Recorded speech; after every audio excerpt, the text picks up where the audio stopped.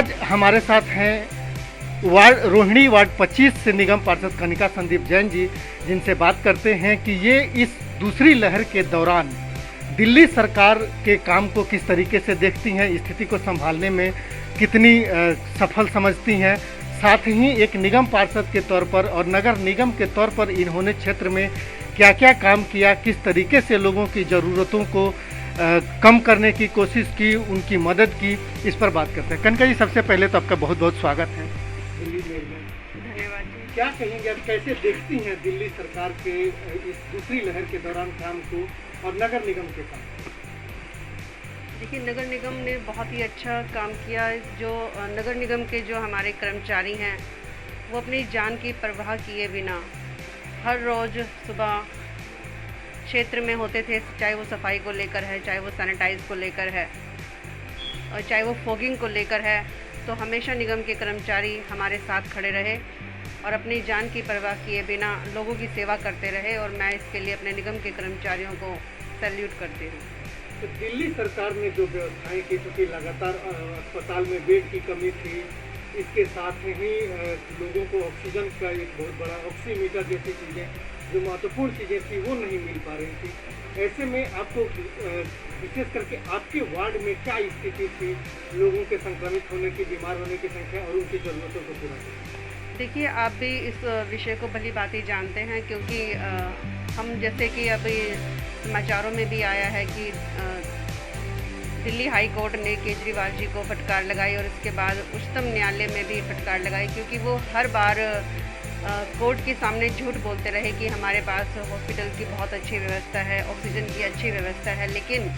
सभी ने ये देखा कि जब भी दिल्ली में, जैसे कि अभी कोरोना की दूसरी लहर से पूरा ही देश संक्रमित हुआ, तो उसके अंतर्गत दिल्ली के अंदर ना तो ऑक्सीजन की व्यवस्था थी, जैसे कि जयपुर गोल्डन हॉस्पिटल में, राजीव गांधी में, बत्रा हॉस्पिटल में किस तरह से ऑक्सीजन की कमी की वजह से लोगों की जान गई। तो मेरे विचार से जो केजरीवाल सरकार है बिल्कुल असफल रही है, चाहे वो ऑक्सीजन की व्यवस्था को लेकर है, कंसंट्रेटर की व्यवस्था को लेकर है, या हॉस्पिटल में बेड्स के अरेंजमेंट की व्यवस्था को लेकर है। तो सभी हर कदम पर जो दिल्ली सरकार है वो असफल रही है। केवल और केवल झूठ ही झूठ उसने हाई कोर्ट के सामने बोला है और अब हाई कोर्ट ने भी, उच्चतम न्यायालय ने भी दिल्ली सरकार को फटकार लगाई है कि आप दिल्ली को संभालने में असफल रहे हैं। केवल सरकार झूठ बोलती रही कि उन्होंने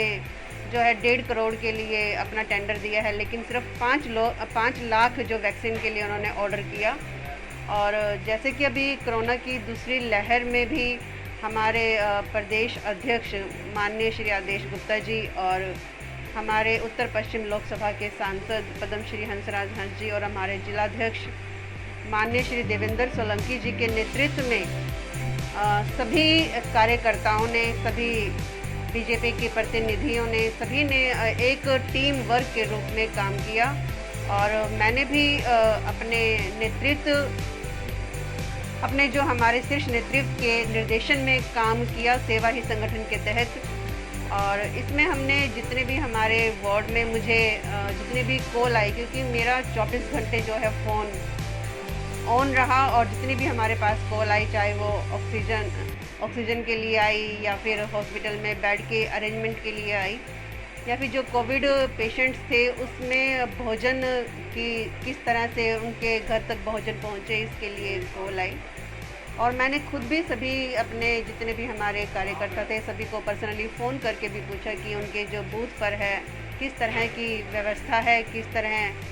जो है संक्रमण है, कितना पॉजिटिविटी यहाँ पर रेट है। तो उसके अकॉर्डिंग जो सारी व्यवस्थाएं हैं वो